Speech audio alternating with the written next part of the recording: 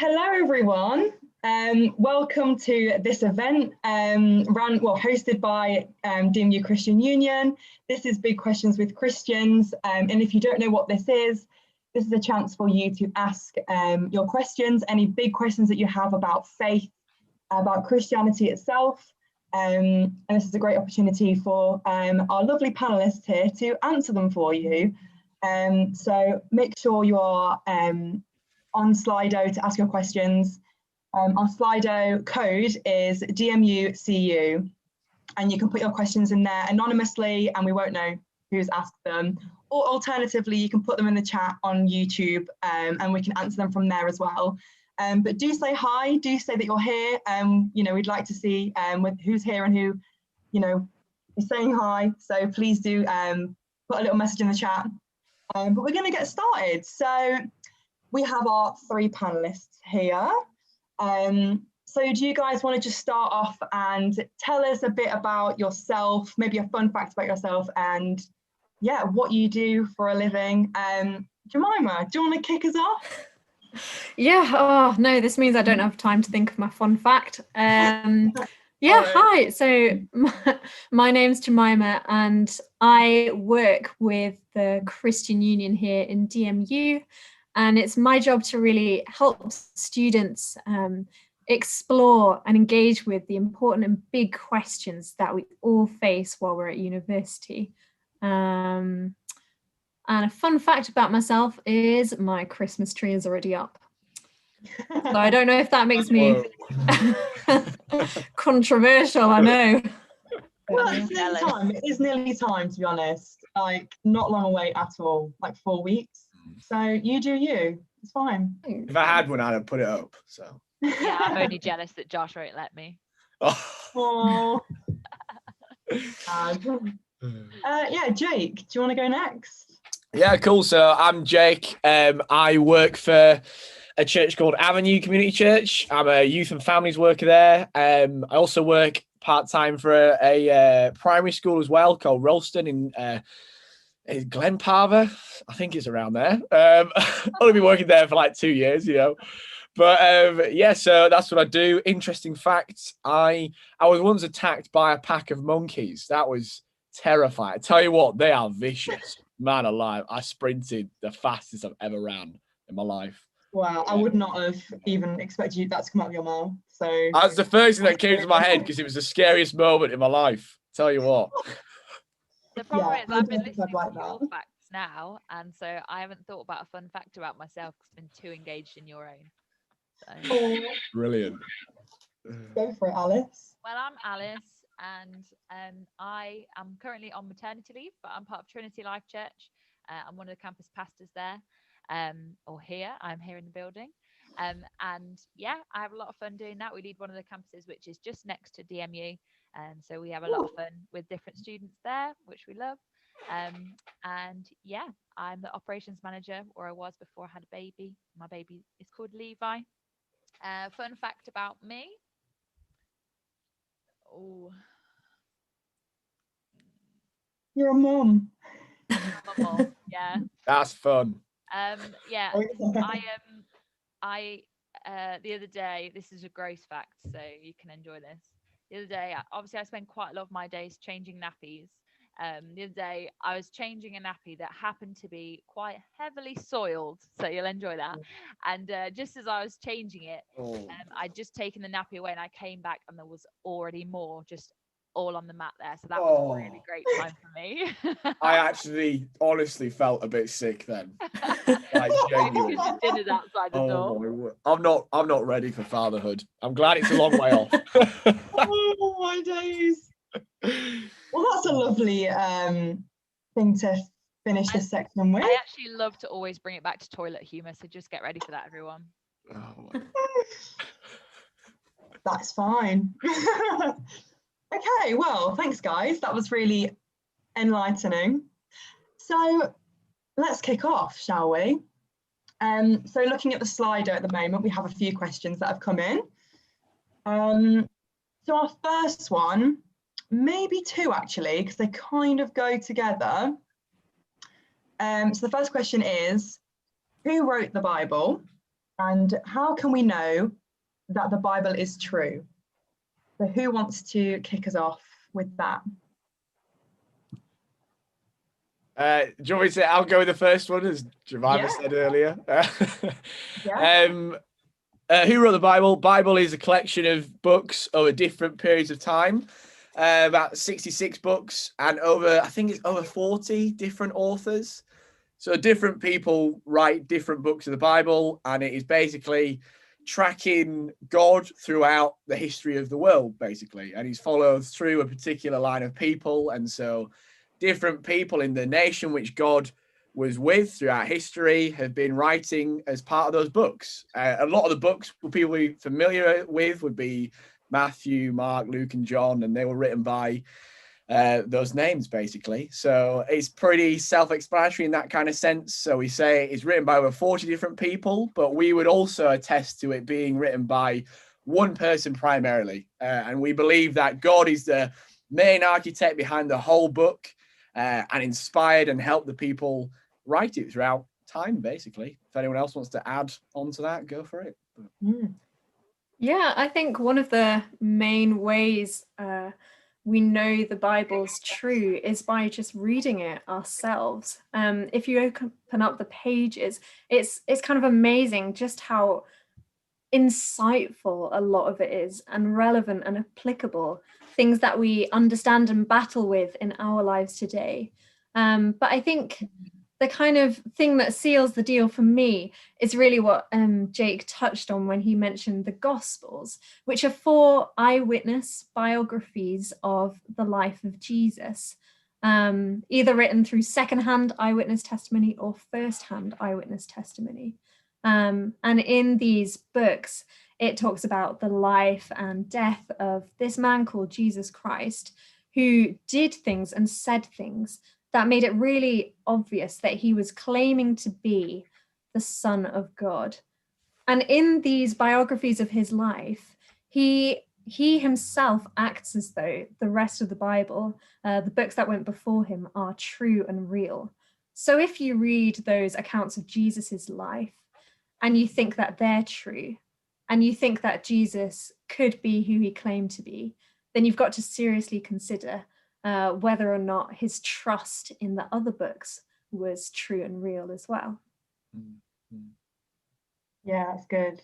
Thanks, I don't know whether anybody else has watched this yet, but the series out at the moment called The Chosen, and it's absolutely incredible. At the minute, I've got 1 episode left of season 1, and honestly, every episode just has me in tears. It's amazing.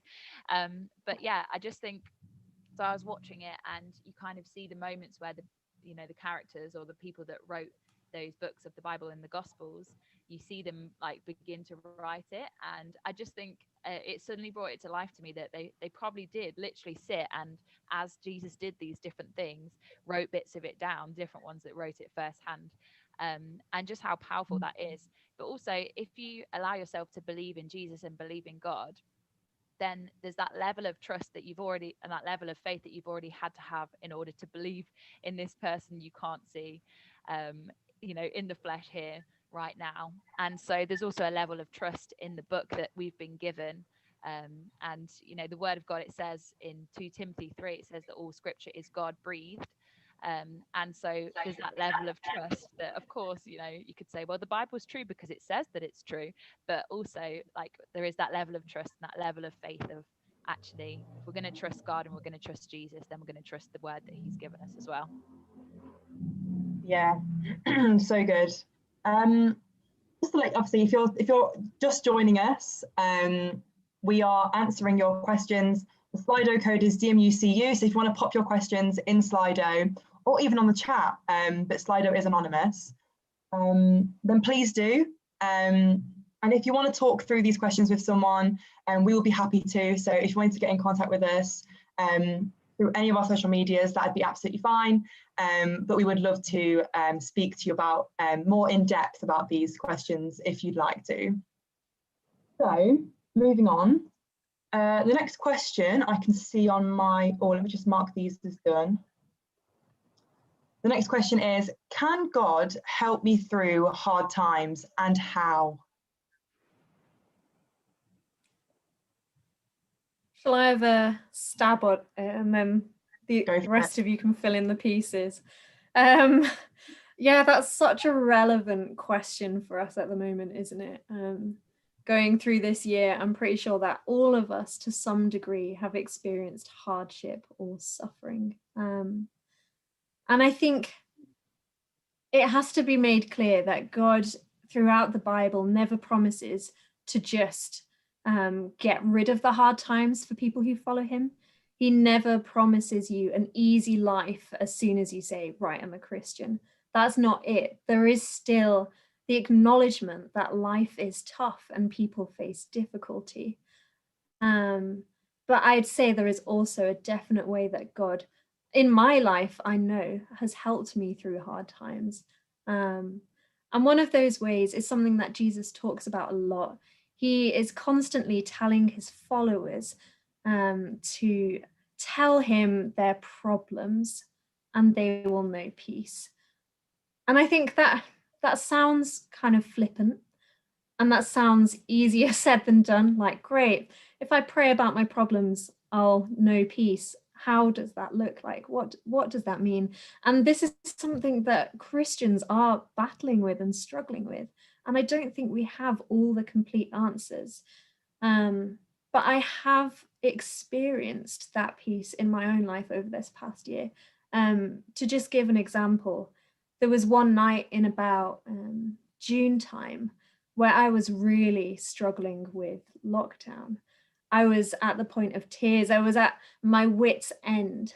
And I cried out in prayer to God. I cried out, don't you know I'm going through this? Please help me. And I can't explain it, but in that moment, there was a kind of surreal sense of peace that I knew, and I was able to just go back to bed and fall asleep. And it's not like a magic formula, and it's something that Christians journey with God. But there is a sense that by knowing him, by knowing the one who's bigger than our problems, we can experience peace and comfort through the problems. Anyone else want to add to that? I'd just say, so I'll give you an example. So the year I got married, 2014, I was in a car accident in the March time where I was driving down a country road and a truck drove into the side of my car without stopping at a junction. And so obviously going quite fast, I was then pushed across the road and ended up in a tree and in a ditch, and an air ambulance came and all these different things, and they basically said that they expected to be pulling bodies out of the car and not people that are alive and able to get themselves out. And I got into bed that night, and incredible that I was even at home in my own bed that night. But I kind of said, God, like, I don't want to go to sleep. I don't want to close my eyes because I don't want to see like a replay of what happened in that moment. And I just said, God, would you just show me where you were in all of that? Obviously a horrible situation, not something that I'd ever want to happen again. But I said, God, would you show me where you were? And what happened was I saw kind of like in my mind's eye. So, if I said to you, can you imagine a strawberry milkshake? You can see what a strawberry milkshake looks like in your head, that kind of picture. I saw him kind of show me a bird's eye view of the accident happening. And basically, I saw then God kind of whoosh down and stand in front of this tree that we drove into and like stand and brace the front of the car. And I just felt God kind of say, I allowed you to not go too far into that tree. And then the next part of the picture was just that he kind of came and picked me up, got me out of the car and walked me to the safe curbside. And although, of course, like you could say, well, that didn't really happen. Well, God helped me in that moment by showing me a picture of where he was in the midst of that chaos. And so I just would encourage you that actually, the Bible does say not to worry about anything, but to pray about everything and to tell him what you need and thank him for what he's done. This is all from Philippians 4. And then you will experience God's peace, and it exceeds anything you can understand. And just really that, obviously, that was a horrible situation that I went through, but God really showed me where he was in it. And by showing me, by me asking for what I needed, he showed me and gave me his peace. That is so good. Yeah, thanks for that. Yeah, I would just add for myself, God helps me through hard times by giving me a hope and a reason to live for, I think, to be honest. With it being a Christian, I believe that death is not the end of our lives, but I believe there's a hope beyond death, which is in an afterlife, whatever you call that, heaven, the new earth, whatever Christian you might call it. But I believe that is what I'm heading to. And so the struggles and the pains I go in this life, my close friends who pass, I have a hope which goes through death. Yeah. So even though in the hardest moments, and I remember a couple of years ago, my cousin actually died falling off a mountain. Really awfully sad moment. And I remember being at his funeral. He was just 16. He was a Christian. But it was at that moment at his funeral, it was just the bizarrest thing, because where we were absolutely torn up because he died, it was so sad. And man, it was just like tears all the time. There was also hope, because we also knew that he wasn't completely gone. He wasn't just annihilated. He wasn't into thin air. He wasn't nothing, but that he was now in heaven. And look, you can talk about how there's proof of heaven. I believe it's proof through the person of Jesus. Historically, we can see that heaven is true. And so you see, I have a hope which goes through even the darkest times. So God helps me so much in so many ways, but it gives me hope, gives me meaning, gives me reason to keep going, even when I see friends around me passing. That's very good. Thanks for that, guys. Brilliant. Okay, so yes, if you're just joining us, please do submit your questions in Slido, and they're anonymous. And yeah, we will try and answer them the best we can for you. So our next question is, how do we stick to some rules in the Bible and not others, such as cutting off your right hand? Who wants to tackle this one? Go on then, Jake. What? I'll start with, and then if anyone wants to add on. It's a very good question, because when you read it at face value, it would seem like the Bible is asking you to cut off your right hand. That person who's asking that question obviously has read some parts of the Bible. And I think it's interesting, and it's important to remember there are different literary techniques in any piece of literature. I don't think we should take everything at face value, everything literally, but obviously people speak with different meanings. And Jesus there, from the flow of the passage and what he said, was speaking in a hyperbolic or hyperbole, I can never say that word properly, way. He was using imagery. He was trying to show his point of how serious this sin he was particularly talking about was. And so he was saying, look, this is how serious sin is in your life. Sin is just any wrong thing we might do, which is contrary to what God would want. And Jesus was just saying, look, it's so serious.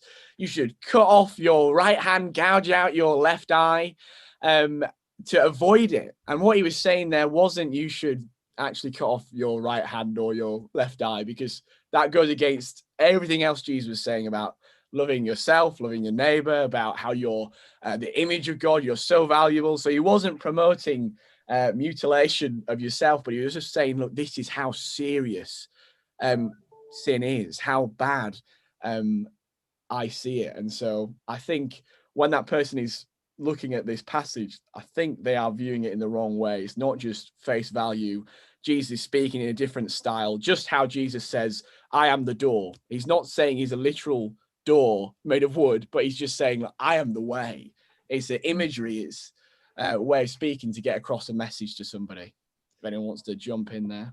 I think that's really good. What you've said there is that you've got to take scripture in line with the entirety of how Jesus speaks.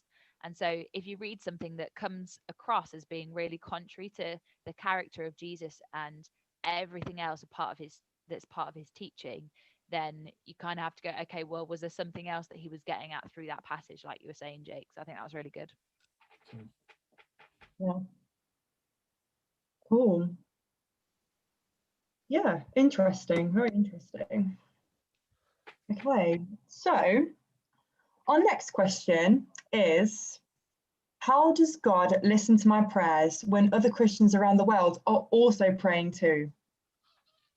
This is an interesting one.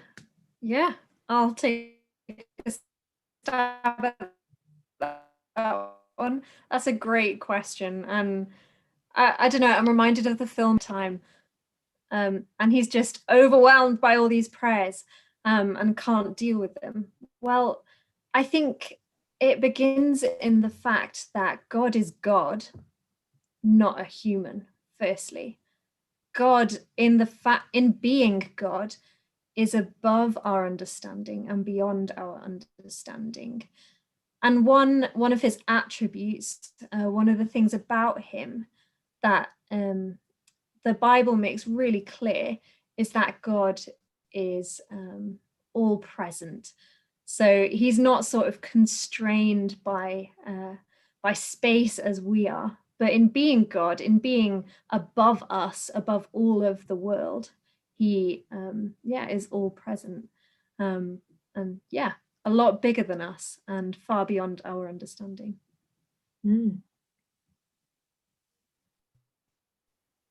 Anyone want to add anything to that? I'd just say as well that if God could fit into our little minds, if we could completely comprehend him, then he wouldn't really be worth serving and giving our whole lives for.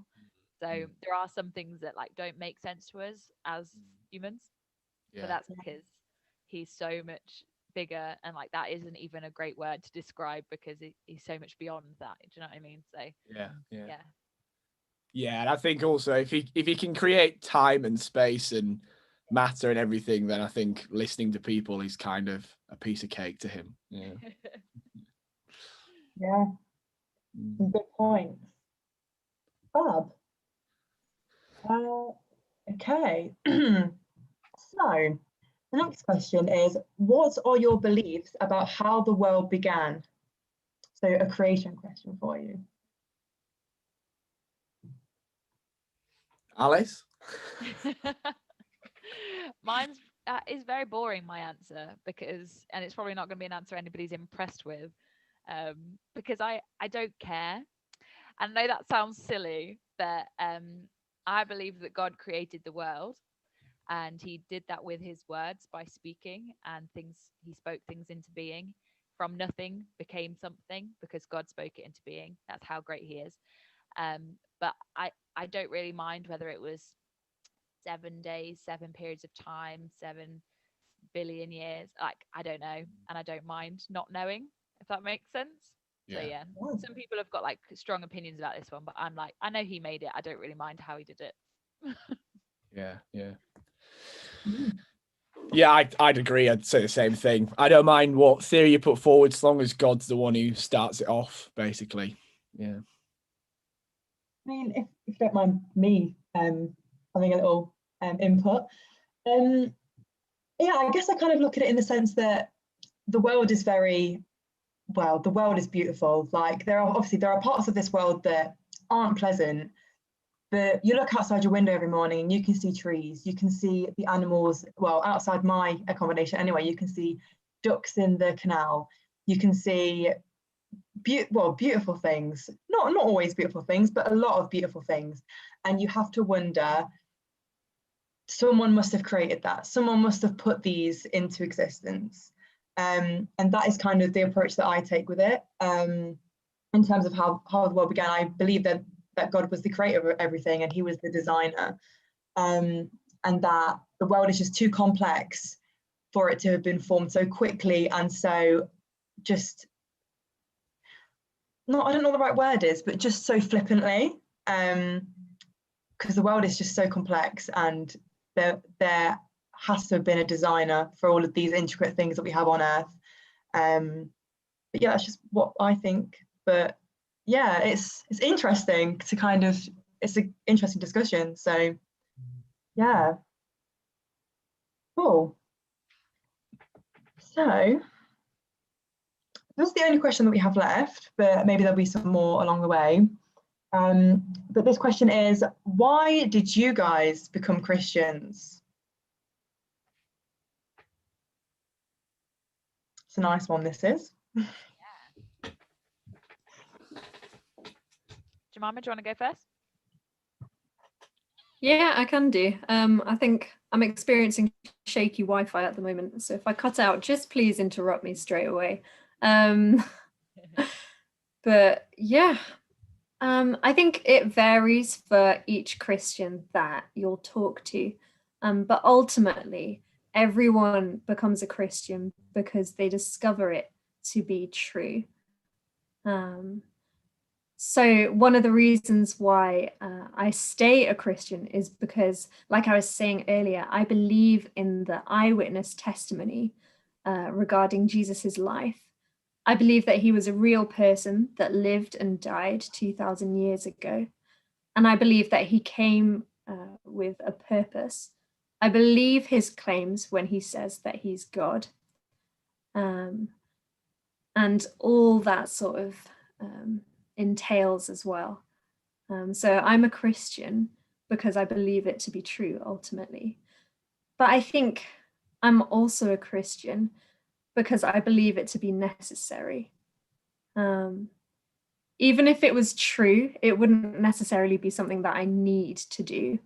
Like, great, God exists, Jesus was God, I'll live my life the way I want. The whole arc of history of the world is that we live in a place that is broken and fallen and hurting. And I know that I'm a contributor to that, whether I like it or not. I am part of the problem. I haven't murdered anyone, you'll be pleased to know, or anything like that. But I have said things that have caused others to be sad, and so on and so forth. I'm part of what contributes to this world being broken. So the state of the world as it was meant to be, we were meant to exist in harmony with Any difficulties, everyone? I think she may have cut out. Give it a minute. Doesn't always go through the day. Oh, she's back. Can you hear me? Yeah, it was great. She's back. I was just getting into the swing of it. Yeah.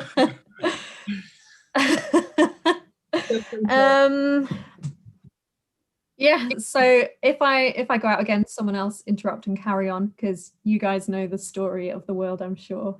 God is good, we are not. And in order to have an eternal relationship with God, we need to meet his standards. Otherwise, we'd taint it wherever we went. If we went, imagine heaven's real. If God is perfect, heaven is perfect. But as soon as I enter the place, it's tainted by me just being there. If you want evidence of this, just watch The Good Place. It's a really great example of that, and also a great show. So there's this tension. God wants relationship with people. He is good. People are flawed. So what does he do? He sends his son to die in our place. It's such a complicated and beautiful story that I don't really have time to talk about it all. But I'm a Christian because I believe I need to be in order to live the way I was meant to, in order to have a relationship with that perfect God. And by Jesus, who was perfect, dying in my place, I take on his perfection. I know it's confusing and I've glossed over a lot of things, but basically, I'm a Christian because I believe I need to be in order to have a relationship with a perfect and good God. Does anyone else want to step in and clarify some of the stuff I've talked about? I don't mind saying why I became a Christian. Yeah, I became a Christian when I was about, I'd probably say 16, when I properly understood message of the Bible. And similar to what Jemima was just saying, I became a Christian because I heard God had done something for me. I became a Christian because apparently, is what I was being told, God had entered in and he'd died for me. And it was just a bizarre story to be told. And it sounds so weird. But when you understand it and you see that this God, who apparently is above everything, who created the world, came into history and died for me. Now, why he died for me, we can talk about that later. Jemima was just saying. But he'd done something. And I was just absolutely shocked at that and surprised at that. Because, like, why would you care about me, you know, a little 16-year-old kid? And then it was backing up that kind of story with the reasons to believe. So, like, his historical evidence and all these kind of things which you can go into. But it was the fact that I saw that God had done something for Jacob Hinton. And it was just amazing. And it was worth giving my life to. And it's been amazing. It takes the weight off. Yeah, it's brilliant. Yeah, I was raised in a Christian family, but it really did have to become my own choice, because there's only so long that you can just carry on going in your parents' faith, and just following in their footsteps. It has to come a point where you realize, actually, this is something that I want for myself. Some of you maybe have heard of or have been to in the past to Soul Survivor. And I went, my mum took a group of us, teenagers, and I went, and I just remember standing in this giant tent with 10,000 people my age, looking around, and everybody singing Amazing Grace together. The band are off the stage, just everybody in the congregation singing, and just realizing, oh, this is bigger than me. This is bigger than my church or my family, or it's bigger than whatever my mind could comprehend it being. This God, if he is God to all of these other people at the same time, he's big enough and worth serving. And so I think I probably just got to the point where I was like, I've known this my whole life, but I actually understand now for myself. And sometimes it has to become an encounter for you, where you encounter God, or you have a revelation of God for yourself, to realize, got it. This is worth giving my life for. And I believe that you never look back. Yeah, really good. Really good, guys. Okay. Yeah, just to let you know, if you were the person who asked this question, or you want to know more about our stories, or why you should keep looking into the faith, or why you should be a Christian, we would love to talk about this with you. You know, there's many of us who would be happy to have a conversation about this, especially these guys as well. So do get in touch if you want to talk to us about these questions any further than we touched on tonight. So the next question is, how can God be love when the world is so painful?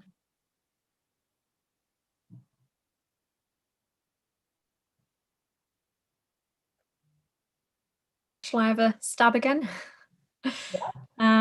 Yeah, great question. And I think we've already talked a little bit about it. It's worth noticing that the world wasn't painful when God created it. That was never his sort of desire for the world. So God wasn't the one to bring about the destruction and the suffering that we see today. And then that's at one end. And if you go to the other end, God makes it really clear that he isn't pleased about the suffering today either. And in fact, he promises his believers a world without suffering, an eternal life of perfect bliss with him. So you've got the beginning and the end where the world is perfect and the world is good. And as Christians, we have a hope that we will stop being in a place where there is pain, but instead we will be in a place where there is joy. But as for the bit in the middle, if God is so powerful, how can he allow X, Y, and Z to happen? And this is a bit of a cop-out, but I don't have an easy answer to that. I don't think anyone does, really. Not one that will help when you're in the middle of deep grief and suffering. But what we do have is a God who promises to be with us in that suffering. Even though we may not understand what is going on, We know the personality and the character of God through the person of Jesus. And when Jesus walks this earth, he comforts those who are grieving and suffering. So the presence of pain in our world doesn't mean that it comes from a vengeful or pain-inflicting God. Anyone else want to add stuff to that? Yeah. I'd put in that if you take God out of the equation, you don't really help yourself either. You just get rid of hope, basically. So I think when you put God in, the Christian God, I believe you're bringing in hope. I believe you're bringing in a help in the pain and in the suffering. So I think it's really worth noting that and thinking about that. And again, I don't have an answer which fits all, like Jemima said. I don't think there is. I think this is one of the toughest questions which you can ask a Christian, which a Christian faces. And man, I can't tell you the amount of times I have faced doubt because of this whole topic. That when you look around the world and it seems just so painful, it seems so rubbish, I just think, how is this God of love that the Bible claims? And similar to Jemima, I guess the only thing, or the thing I cling to the most, is not a nice, neat answer, but it's this: it's that my God is a God who hasn't been out of the suffering himself, but he's been in it. And my God himself carries scars. I think is anyone can understand and think of a time where you've been in a hard situation and a friend has just been with you and helped you. And maybe the friend has been through the same situation. And because of that, you feel a closeness to them. And you feel like this person can help me. And they don't even have to say anything. They just have to be with me. And it's like that because God has been through this world and suffered in the worst possible ways. He's suffered isolation, loneliness, pain, brutality. He's lost his friends. He's been betrayed. He's been through all these different things. And because of that, he's the one I want to run to when I feel those exact same things. When I feel lonely in isolation, which we all have, when I feel like I've been betrayed or stabbed in the back by people, man, I want to run to him because he's been there. And that's why I could only run to him and not a God of another faith, because no other God in any other faith wears scars and has been through such pain as well. So that's something that helps me through it. And I'll just share this from Psalm 23. It's a very well-known part of the Bible, but it just says this: even when I walk through the darkest valley, I will not be afraid, for you are close beside me. Your rod and staff protect and comfort me. You prepare a feast for me in the presence of my enemies. My cup overflows with blessing. And just that encouragement, really, that sure, we sit in front of enemies and we have moments where we face tough stuff, but God, like you've all said, doesn't just leave us there to deal with it. He comes and he sits, he sets a table for us and he sits down and says, like, let's do this together. And he brings blessings to our lives, even in the painful moments. Yeah, really good. Great. Okay, so our next question is, my flatmates sometimes make a joke about me being Christian. What could I say to them so they take my beliefs more seriously? I think we've all had probably at least one experience of this, I'm sure. So this is an interesting question, I think. I would just say, obviously it's really tough. Partly in the Western world that we live in, we don't face a lot of persecution in the way that people do in other countries. And so the persecution we do face sometimes just feels a bit like just like friends digging at you. And it's just like, it's frustrating because it's not like somebody that's being like trying to threaten your whole life, but it's still like something that's really uncomfortable to live with, especially if it's your flatmates. And I was having a conversation the other day with my neighbor, and she lives in a way that's different to a way that I would choose to live, and in a way that I don't believe is God's best to live. But that's okay. And basically, I just said to her, isn't it great that we can love and accept each other without having to live like each other? And maybe that's just something that you could say to your flatmates.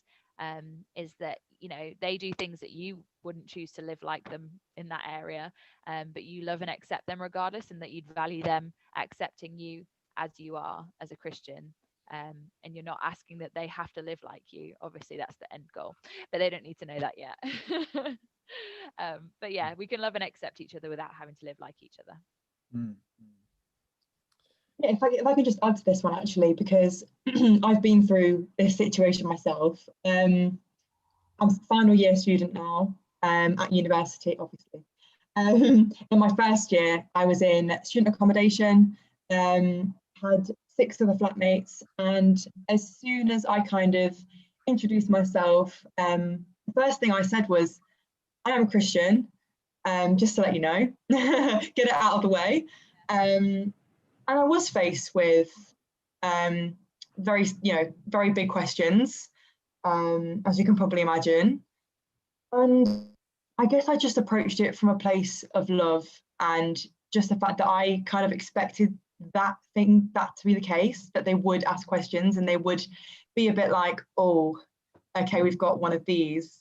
So I've been through that, and I think the best thing to do is, I kind of spoke about it and said, I don't mind you asking questions. I'm happy to answer your questions, and just be open with them. Tell them why you are a Christian, why you're in the faith. It's so important to be open and to not hide away from these questions either. And if you can't answer questions, just say, I don't know the answer to that, but I can get back to you on that. But people will ask questions and they will say things, and that's just the world that we live in, unfortunately. But the best thing for me to say is just to be as open as you can, and just show love to them as well, because they will appreciate that in the long run. If you just show them a lot of love and care, and not lash out when they do ask questions and they are a bit funny about your faith. It's so important just to show God through yourself. That's the most important thing, I think. But yeah, that's a really good question. So we're going to make this next question our last question. And it is the last question on our Slido as well. So our final question for tonight is, I don't really read the Bible much at all. Does this make me a bad Christian? I'll start this off then. If anyone wants to join in, you can. I would say, I don't think it makes you a bad Christian. I think it hinders. I'd question how you'd be a Christian. And I'd say that not because as Christians we should read the Bible and fill our quota of Bible readings each day, but because being a Christian is all about having a relationship with God. And when you want to hear from God, well, where do you want to go? You want to go to his word, which is what we believe the Bible is. I believe that when I'm reading his word, God is speaking to me through past examples into my life now. So when I read it, I'm not doing it because I think this is just something I should do and just bear with, but I'm reading it because I'm just like, okay, I want to hear from you today, God. I want to be closer to you. So I'm going to read your word because that's where you speak. And so I would say it doesn't make you a bad Christian, but I'd say I don't think it does not help you at all, really, because if you want to know God, who he is, it's all in his word. You want to get a closer relationship, listen to him, speak to him, but you find that in his word. Anyone else want to jump in? Yeah, I just say that there's never a bad time to just start. So you might think, oh, well, I've not read the Bible for 3 months. I've not picked my Bible up. So, I'm so far behind, or, I can't start now. How on earth can I start now? Just start today. And you can start so simply. So something I was encouraging someone in our campus to do recently was literally just to open up the YouVersion app, get the Bible verse of the day, get a translation that's easy for you to understand, maybe the NIV or the NLT, something like that, and just read the verse of the day. If you can, read it in the context of the whole passage, because that will help you to understand it. Audio, you can listen to it. You don't even have to read it with But yeah, and like that's a great place to start. You can literally do it on your phone, you know, 1 minute when you sit down, and you can read it and then make a little note that just applies it to your life. So yeah, there's never a bad moment to start. You don't have to think, well, I'm so behind now. There's so many different ways, and if you want help getting into a good routine, then just ask, and I'd love to help you with that. But yeah, just for example, so today's verse of the day is Psalm 100. Enter his gates with thanksgiving, go into his courts with praise. Give thanks to him and praise his name, for the Lord is good. His unfailing love continues forever, and his faithfulness continues to each generation. So you could literally read that and then make a little note on it and say, today I'm going to enter your presence with thankfulness, and I'm going to praise you. I'm going to give thanks because you are good. The end. That's a start. There's nothing wrong with that being the way that you read the Bible and then building it up. Yeah. I also think it's worth saying that there's no such thing as a good Christian. That's part of what being a Christian is. For those of you who aren't a Christian yourself and are maybe thinking bad Christian, good Christian, that sounds like a lot of effort and work. The whole point of being a Christian is that we recognize that we are not enough. We can't do life as we'd want to perfectly well in our own strength. But we know the God who can, and who offers forgiveness and acceptance to us. So Christians aren't good people because they're good people. Christians are bad people who recognize their need for someone who is better than them. Yeah, that's good. Yeah, really good. Obviously, if you, as Alice said, she's happy to help. I'm sure Jemima and Jake are happy to help you out with this as well. But there are so many people who, you know, can give you pointers, can give you advice. And here at the Christian Union, also we can help you with that. Well, I'm going to move on to notices because it's a really good time to go on to notices right now. So next Monday so it's the 30th of November, so very, very soon, we have Explore groups. We are doing an Alpha Online course, which is where people who are new to the faith can ask questions and also get down to the basics of the Christian faith. So how do I pray? Who is God? The very, very basic questions, which kind of lay the foundation for our faith. And it's a good chance to obviously meet new people and just build a community as well, which, you know, community is so important right now as well. But if you are a Christian and you're not new to the faith, and maybe you just you want to find a community, you want to find people to read the Bible with, to spend time with, we have our impact groups, which have been running for a month or two now. And these are weekly meetings for those who want to study the Bible. We are currently looking at Philippians, and this is a great chance for you to, you know, learn how to study your Bible and do it with other people as well, because sometimes doing it alone is really scary and you have no idea where to begin. So this is a good opportunity for you if you wanted to join a group to really, well, right now explore Philippians, and yeah, just to get to know people as well. But we are here to encourage you, to support you as well. So if you are looking for advice or help or guidance, then please do get in touch.